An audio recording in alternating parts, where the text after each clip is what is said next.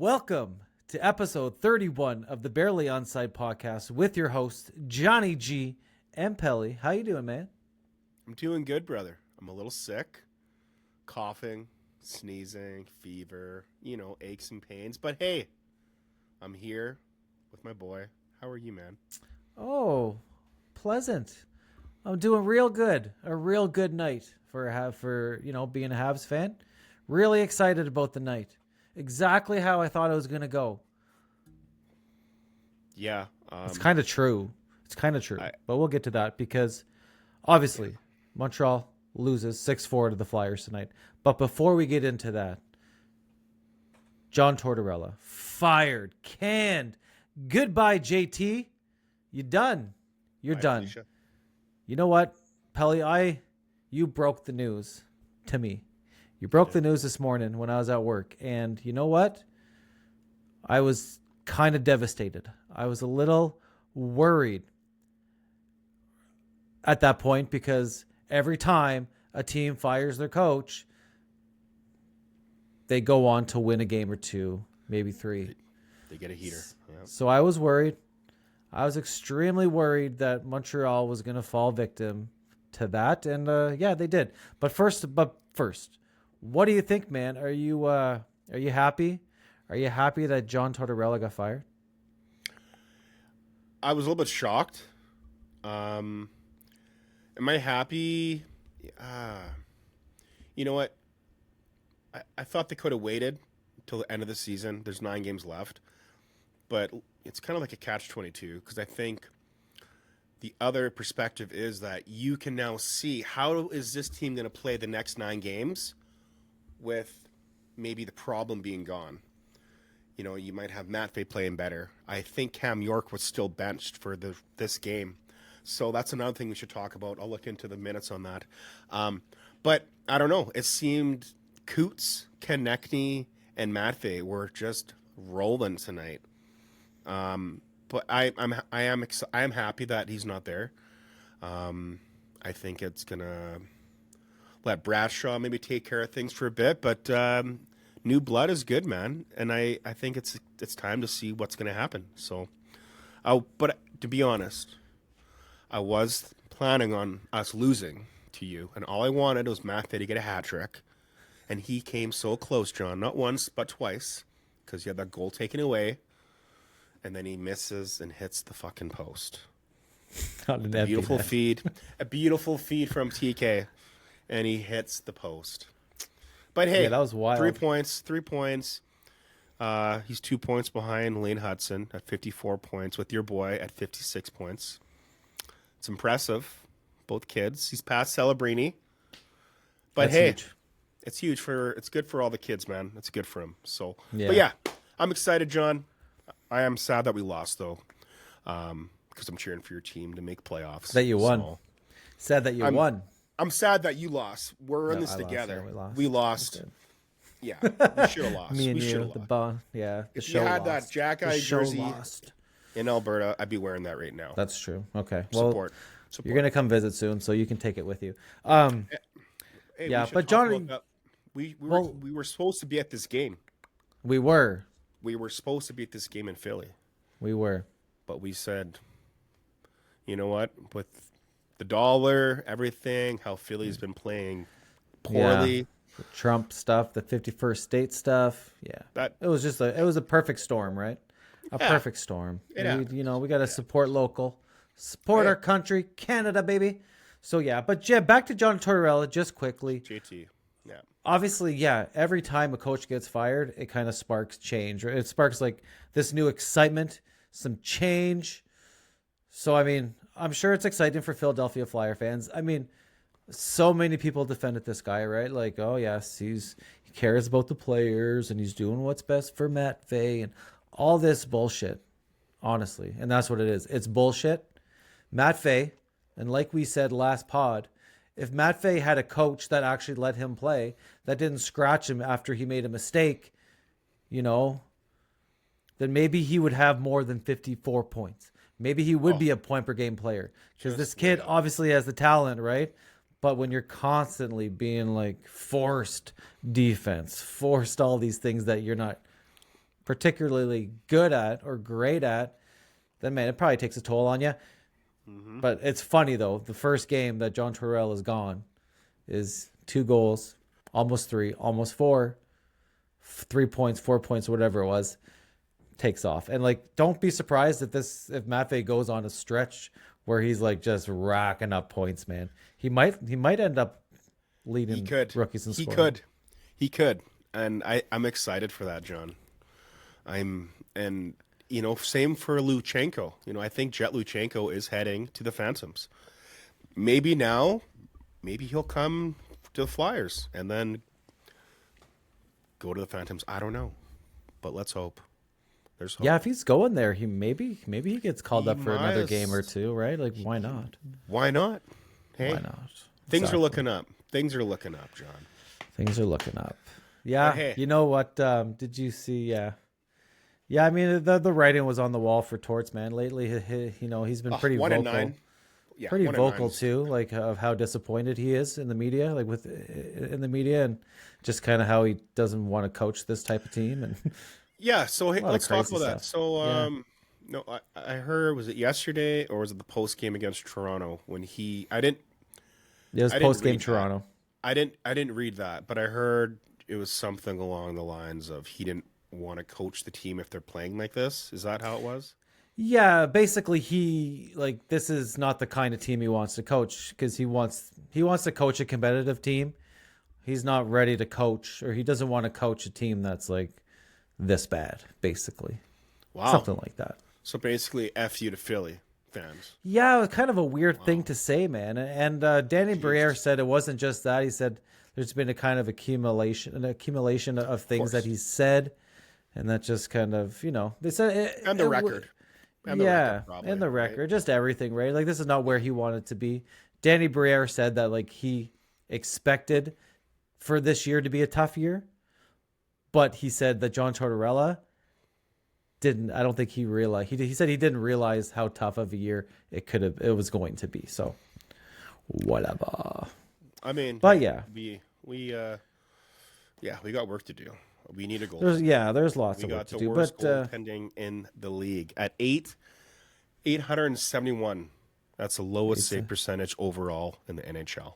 And that's us. And we have the worst. The worst, eh? Okay. That's us. And we were 0 for 32 for power play goals, and we finally got one tonight. So, 1 and 33. So there you go. Good. All right. Hey. Well, he keeps his job. What's his name? Bradshaw. No, the other kid. Rocky. Rocky's keeping his job, man. Gets a goal, baby. Yeah, they went into 0-31 into that game in their last 31 games. 0-32 in their last, yeah. Anyway, so back to the game, man. So the Flyers. That's enough of John Tortorella. Time to turn the page on John Tortorella. But 6-4, Philadelphia Flyers. Montreal's 4th loss in a row, and Philadelphia snaps their 6-7 game losing streak. Was it 7? Something like that. I think it was 7. John, I've been such a Habs fan lately. I've kind of lost count. Yeah, I think it was 6 or 7, 7 or 7. Yeah. But let's quickly go through the goal scoring. Matvei Michkov got it started with his 21st goal of the season. That was just under 2 minutes in. Alex Newhook scored his 14th to tie the game. Get some excitement back in Montreal Canadiens. But didn't last long. 3 minutes later, Nick Delorier scored his first of the season. Right, a minute after that, Sean Couturier scored his 13th. But I did pass over something. Lane Hudson, on Alex Newhook's goal, recorded his 50th assist, which is Lane Hudson becomes the 3rd rookie defenseman in NHL history to score 50-plus assists in a season, joining Chris Chelios and Larry Murphy.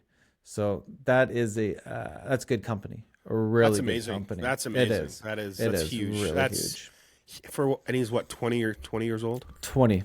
That's incredible. 20-year-old little kid. Seriously, this kid, I'm telling you, man, he's gonna be better than Hughes. Yeah, he is. He could be, man. And I'm excited for his little brother coming up for Washington, man. We're gonna see a lot of him playing against Philly. Yeah. It's gonna be exciting. Yeah, no, Lane. You know what? It wasn't for a lack of effort from Lane Hudson tonight, man. Lane Hudson played his heart out, played his absolute heart out, man, and like he did everything he could, to get Montreal to win that game, but it just wasn't enough. The rest of the team didn't show up. First line played pretty good. Second line, Newhook played okay. Patrick Laine, man, I know he scored tonight. I can't stand the guy. Honestly, this guy brings absolutely nothing, man. Yeah, he's slow. He's defensively, he's brutal. Like, I think he was on the ice for a couple goals tonight, and just the way he reads the game, like, he can't read the game. He doesn't read the game right. He's always a step behind. He's always off in nowhere land and just doing his own thing. Like, he's not part of the future. He can't be. I hope that they can find a trade partner this season. That would be great. I think it's time to move on from Patrick Laine. He doesn't bring much to this team other than score goals. That's fine. It's good to score goals, but I mean, 5-on-5, the guy just continues to be atrocious. And I'm ready to move on, man. Ready to move on. You can have him. I'd love to. We'll give you a first round for him. Oh yeah. Yeah, I would take that for sure. So third period, no goals in the second period. Cole Caulfield scored his 34th. He's trying to hit 40. He's got 10 games left, 11 games left to hit 40. No one's hit 40 for Montreal since I think it was Vincent D'Onfoos in the 90s. So Cole Caulfield is getting close to that 40 goal mark. So we'll see if he can do that. No one scored 40 goals for you guys since when?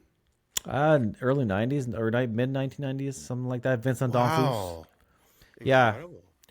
Pacioretty has come close. He's hit 39, I think, twice, but couldn't hit 40. Tyson Forrester got his 17th goal of the season. Sean Couturier, a minute later. Oh, that was, Tyson Forrester, midway through the third period. Yeah, that was his first goal in 18 games.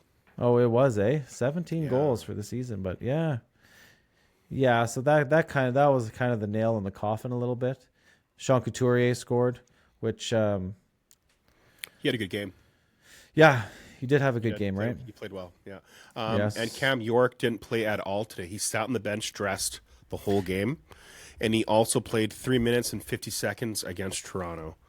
So I'm not sure what he did, but he is in the doghouse. Yeah, what is that about? Like, why bench him? Why dress him if you don't want to play him? Like, he must be in trouble. He must. He's either carrying himself the wrong way or he said something. He's obviously being punished for something, right? But I just thought I'd bring that up real quick. Yeah, that's nuts, man. 14th overall pick back in 2020. Mm-hmm. It's not looking good for you, boy. No. So, Christian Dvorak scored his 10th of the season, but Matvei Michkov scored right after that. I don't have the score. This is not going well, this scoreboard here thing. But anyways, Patrick Laine scored 6-4. Montreal sucked. It was bad, man. You know what? But Patrick Laine, 18 goals, and he's played incredible. like 30-some games, man. It's incredible. Dude. But I know you don't like him, John. Offer much, man. But he has a role, and he plays the role well. Okay, put him on the power play. I know he may not be fast, but if you're on the power play, he just sits in that slot within 5 feet, and he sits there and he scores. It's not terrible. I mean, don't put him in the OT. I think just look at us from a positive. He doesn't have that big of responsibility if you can give him that chance just to play that position, Like I understand what you're saying, right? Like, and it makes sense to a certain degree, but the problem is like he's on your second line. He's in your top six. That puts so much pressure on the top line to be the only offensive. It's true. Line, right? Like, they have to do all the work because on the second line, you don't know what you're going to get. And I like, hear ya. and he's a liability. So like the second line goes out, and like you want the second line to be just as good as the top line and give them almost the same minutes and to be able to rely on them. Yet you're getting a second line who's defensively irresponsible, and let's just hope that the puck stays out of her net. I And think that's gotta what you put him get to with a third line A. line. Put him to a third line and then give him that role as a power play. That's it. Yeah, or fourth line. Yeah, give him 5-6 minutes. Really a though, night. I wouldn't put him as a top 6 if he's, But I mean, Suzuki just continues to play so good. Yeah, How many that points does he line have played for the really year? well tonight. Dude, he's clutch, man. He's clutch. Yeah. I don't know what he has. He's still over a point per game, so he's having a good season. He's having a good season, man. Like that line played really well. Cole Caulfield, I thought, had a really strong game. Slav was pretty good. I don't know, man. Like the fourth line, Jake Evans with Heineman and Armia. That line has not been the same ever since Heineman got hit by the car. Yeah, they struggled today. And like Evans, honestly, it's so funny. Like I probably shouldn't bring this up, but like Evans, like we signed Evans, right? We signed Evans to this new deal. Typical. Yeah, we went into the year thinking that we're not going to sign Jake Evans, right? We're not going to sign like this is the end of Jake Evans. Went into the year, this is the end of Jake Evans, and then he has such a good season, a good start to the season that we're like, oh, maybe we want to keep this guy. So now we give him the contract, and it's a good contract.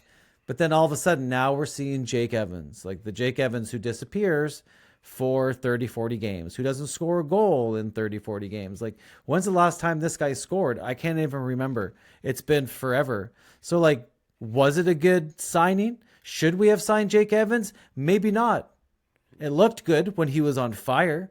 It looked like a nice deal. It was a good price. Everything's good. But now that he's kind of settled back into who Jake Evans is, someone who's doesn't really provide much offense, and like, was it a mistake? It could have been a mistake. Maybe it was a mistake. Yeah, I mean, this happens when players sign they sign a contract. They feel better. They take the foot off the gas. And I think that's what you're seeing now. He wanted to play good because I think he knew that he wasn't going to get traded, right? And this happens a lot to players, I think. Some players, they just sign a big 6-7 deal and they fall off. They're nowhere to be found. So, I don't know, hopefully, like Evans, let's take a look here. I hope he comes back. Like, he's a good centerman.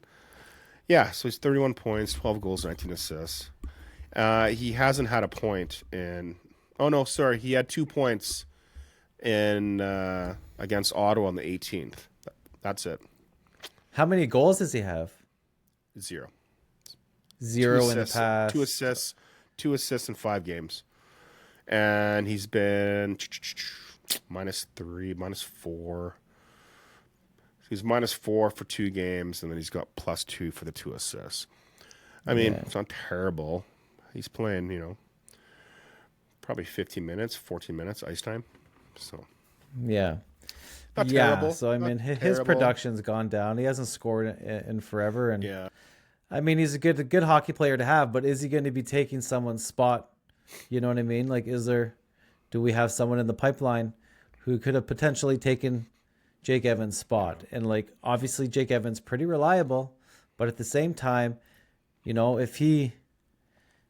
don't know, like if this is the way he's going to play now, and that everybody, man, like I was telling everyone at the beginning of the year when he was like playing so well and scoring goals, he's like, Jake Evans, he's so good. He's playing so well and blah, blah, blah. And like a career year and blah, blah, blah. And I'm like, just wait till his production drops. Wait till he stops. Like, and everyone's like, oh, he's playing so like the best he's ever played. And I was like, well, to be honest, like he's always kind of played like this. Now he's scoring. I mean, other than him scoring, like this is what Jake Evans does. Like he's good, sound hockey player. But like he's not a goal scorer. And like I said to people, he's gonna stop at some point. Like there's no way he's gonna continue this pace, right? Sure. And, I don't think he's got a goal in his last 20 games, at least. Yeah, it's crazy Maybe, now that you say that. Because I remember last time, I think I thought he was going to have 40 points by the end of the year, and he's definitely slowed down. Yeah, exactly. Ah, So man. I mean, hey, let's just talk about, though, the scouts, okay? Your team has so many good prospects.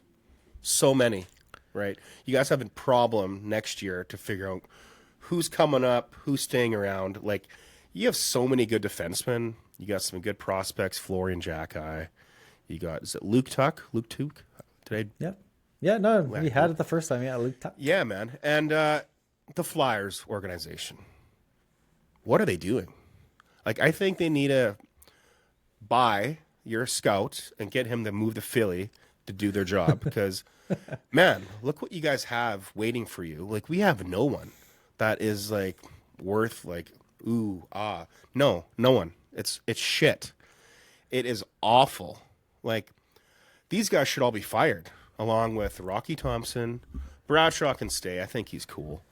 He looked like a mean guy on the bench today. He looked livid, so it's kind of cool. And then you see Jonesy up top with Pierre.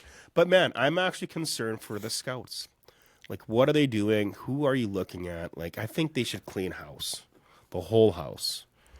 You know, that's just I wanted to talk about that because your prospects look incredible. You guys got good goaltending. Who's your other kid? Who's Primo? Yeah, he's having a good year too, isn't he? And in Laval, yeah. Yeah, he's still tough start. Tough start in Montreal. Went to Laval but and does he not have the best record Laval. in the AHL? I think he does, doesn't he? Well, I mean, ever since he got sent down, I think he only lost like 1 or 2 games. So, but incredible. I don't know if he's not part of the future either. So it's Jacob Fowler. No. That's who they're banking on, I think. Jeez. But I don't know. I was talking to my dad tonight, and he's like, John, like, you know, you can blame Kent Hughes, and Jeff Gordon for not getting Montreal Canadiens a goalie right now. You know what I mean? Like Sam Monta, he's like, I never trusted Sam Montembeault. You know, Dobish is okay, but like they just don't have a goalie.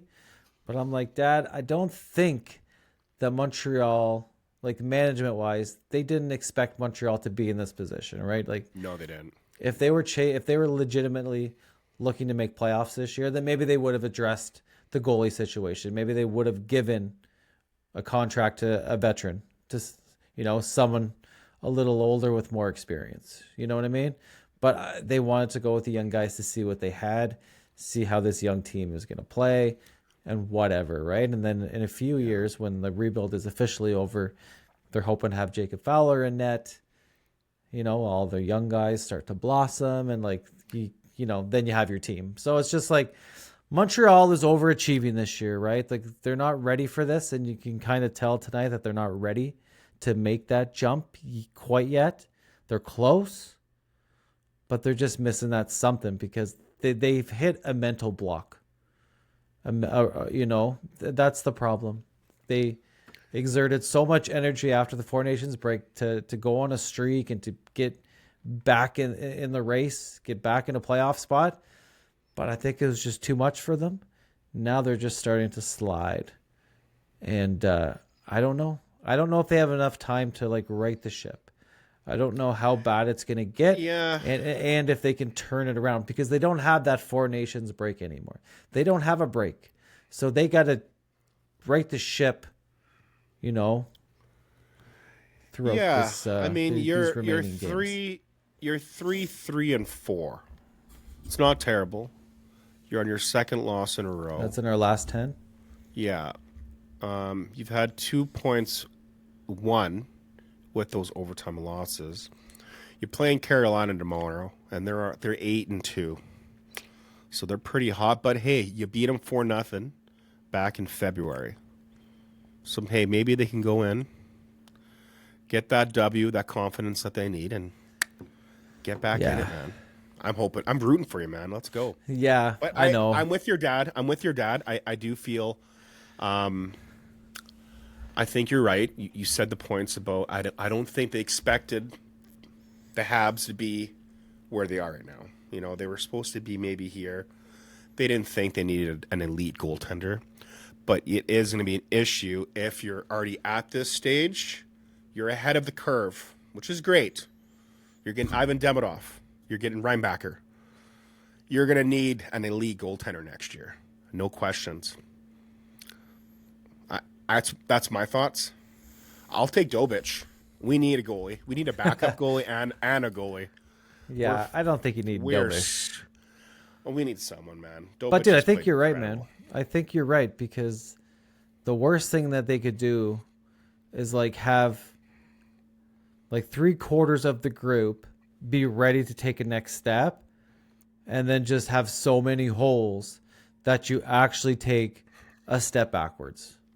Dude, right? You're already evolved here. If you're gonna have one guy that's leaning you down, which could be a goaltender, that's gonna drop the whole progress and drop. It's gonna bring your plan down, man. So, yeah. I think there's gonna be a lot of goalies for sale this offseason. So, yeah, I don't even know. I think a lot of trades will be happening. Oh, there is. He can make shit happen, man. Absolutely. Yeah. Even someone like Jonathan Quick. I mean, I know they re-signed him, but like someone like that, right? Dude, he'd be a perfect backup goalie. Yeah. Kind of like Brian Elliott back in the day. Yeah, for you guys. Yeah, sorry, I got a coughing. Yeah, that's okay, man. Yeah, I mean, yeah. So tonight, Jakub Dobich, and I haven't been on X yet. I haven't seen what people are talking about. I don't know if they're pissed off at Dobich or they kind of feel for him. I don't know, but he let in 6 goals on 24 shots. I don't know, man. Yeah, even if they're 2 of them, like I don't know. I thought 2 he could have had. Matvei goal, 5 hole, he could have had it. But dude, he didn't play awful. I didn't think so. I didn't think he was the factor. Awful. I don't think he was a factor. Dude. No. Defense was a factor. Yeah. Defense was a factor. Yeah. And let's just say that Dobich didn't play his best game. Okay. If that's the case, I don't think that's true. But if it is true, and maybe my eyes are not working properly, like you'd have to blame Marty for this, right? Because you have Marty who. No, not in that sense. In the sense that Monty has been. Bonjour for anybody on Spotify. My camera is super wonky. Anyways, how do you I'm sorry, I'm dying back here, hopping on and off mute. Yeah. No, John, what I meant to say is that you're playing the Philadelphia Flyers tonight. I think you truly could have had this one in the bag if you just would have played Montembeault and then worry about the next game, right? I don't know. That's just me, man. I thought they should have played Montembeault tonight. Yeah, so my point is not that at all. The reason I say Marty is because Marty overused Montembeault. Like, he ran him dry. He sucked all the juice out of him, right? You got no choice to. I understand. You have to. But what happened was that then you have Dobich, who's sitting on the bench getting cold. So you have one guy who's getting overused, getting exhausted, and then you wait till Monty is completely gassed. Then it's like, oh, Dobich, why don't you come in and give us a start, even though you haven't started in weeks? Because for whatever reason, really? We don't trust you. Yeah. So it's like, okay. Yeah. I don't think he played since the Four Nations break. I don't think he's been in net. Oh dear. Oh wow. See, this is the thing that, as an elite athlete, when you're in the NHL, you're elite. Okay, you're not at the top, but like either way, I think a professional athlete, you have players that play every game. I think a goalie should be fine playing 60 games a year. Like, I hate when people say, oh, you're overplaying and you're going to exhaust them. Well, then don't practice as much. Prepare and rest for the game. Like, you're an elite athlete. Like, it's not like you're rushing I was a goalie for 5 years. Yes, it's tough. You sweat a bunch. but you're not huffing and puffing like a player going back and forth. Like, if your condition's not that good, then be healthier, get endurance. But I'm just saying, this is funny. But no, I don't know, man. I think goalies can play more, because back in the day, man, there was no tandems like this was back in the 90s and the 80s. You know, one goalie played majority games, right? Yeah. I don't know. Yeah. That's just me, man. I think goalies, if you're going to be good, you can play a lot. I don't think you can overuse a goalie to a degree. Yeah, I don't know. This day and age, I don't know if I agree. I mean, with dude, you. but you have players who play 20 some minutes nonstop, first liners going out every other shift. Yeah. They're playing way more work, taking way more physicality. That's a point. Goaltending's tough, though, man. It's tough. It's tough. Yeah. I filled in for a rec goalie. You know what's tough on the goalie? Is a butterfly. That's tough on your groin. That's the worst thing for you. Yeah. That's tough. But I think quit being so soft, okay? You're a goalie, okay? Save the puck. Do your best. Like, I know I'm maybe being a hard ass about it, but dude, you're a professional athlete. You can play. I don't know, man. These guys make some big dollars. I'm trying to get that camera figured out, eh? I am trying to get this camera figured out, yeah. Is that not good? Just do the 1L. 1L. Do the 1L. No, it's the motion that I'm looking for. I don't want to move. Then put your hand up like this, John. Oh, that's what it is? It's the hand. Do the hand. Oh, there we go. There we go. Back. Yeah, so Sorry, John. yeah, I mean, I don't know. Honestly, though, so I was thinking, man, obviously Matheson played another bad game. Carrier, that defensive pairing doesn't look very good right now. How's Carrier?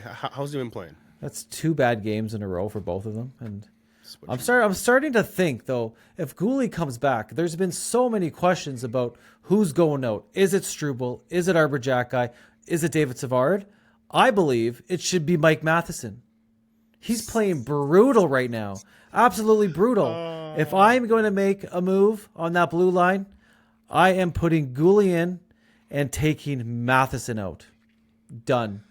Okay. Done. Okay, fine. Off season. That was for TikTok. Off season. Cam York for Matheson. There you go. We don't need another defenseman, though. Yeah, but guess what? We need a center. We need a center. Do you have a center that we could take? Do you know what would have been nice? Couturier. I think Reinbacher is going to be great. But maybe the Montreal Canadiens should have drafted Matvei Michkov. Yeah, every time time the Montreal Canadiens play Philadelphia, Matvei's a factor. And he's going to be a factor for a decade plus. It may have been a mistake. What if? It's the what if, John. Yeah. Imagine Demidov, and Matvei, Michkov. Man, what could have been? But I'm excited about Reinbacher. I think he's gonna have a good rest of the season in Laval, have a good playoffs, and then next year he'll be ready to take his spot on the number 1 pairing with Lane Hudson. I think that's ready to go next year, even though the guy has barely played. Dude, I'm excited of injuries, for you, man. but I am so excited for your organization, the fans. Like, fuck. Yeah. Dude, my grandpa, he's diehard. You know, he's born in Saskatchewan, farmer. He was a diehard Flames fan. And I asked my dad, I said, what team did you not like the most? He hated the Habs. If he knew I was a Habs fan now, he'd hate me. And for me, it's always been Toronto. I was never a fan of Toronto. Yeah. You know, Matt Sundin was always a factor against Philly growing up. You know, I liked Ty Domi a lot. He was pretty cool. Mm-hmm. But yeah, fucking Sundin, man, he was a good goal scorer. But yeah, I don't know, man. I like the Habs. I'm just keep pushing through. Have faith in Matheson. You know, I think things will come together. You know, maybe the boys need to have a night out, boys' night. Shake off. Have a couple bevies. You know, some Happy. You know what? Play guilty. No guilty. practice. Let them rest. Let them rest. I mean, they play again tomorrow, man. I know. So You need to have one night of a refeed night of whatever you want. Let the fucking Jets relax and breathe. Let's go out tomorrow, win 6-0. Hey, let's see Arbor get a fight. Maybe Struble. Hey, get the team going. Maybe. Yeah, we're gonna have to take down your Philadelphia sign if you now that you're a proclaimed Habs fan. Probably take down your Philly logo stuff. John. Yeah, I'll send you some stuff, and this is going to be an all Habs podcast going forward here. Fuck, John, you're a fucking weird man. I have 4 COA authentic jerseys certified. I have like 3 people from the Stanley Cup. Lindros. Dude. Stanley Cup? You guys never won a cup. 75. Oh, you do have one cup? 74. 2 of them. 74, 75. Oh, you have 2 cups. Okay, that's more than Toronto, no? It's like... No, it's not. Is it? Toronto has lots of cups. They got like 14. I think it's 14. They have lots. But not since 1967. They haven't won 67, yeah. Yeah, so... Yeah. But hey, anyways, man, I'd rather have the Toronto win if you guys can't win.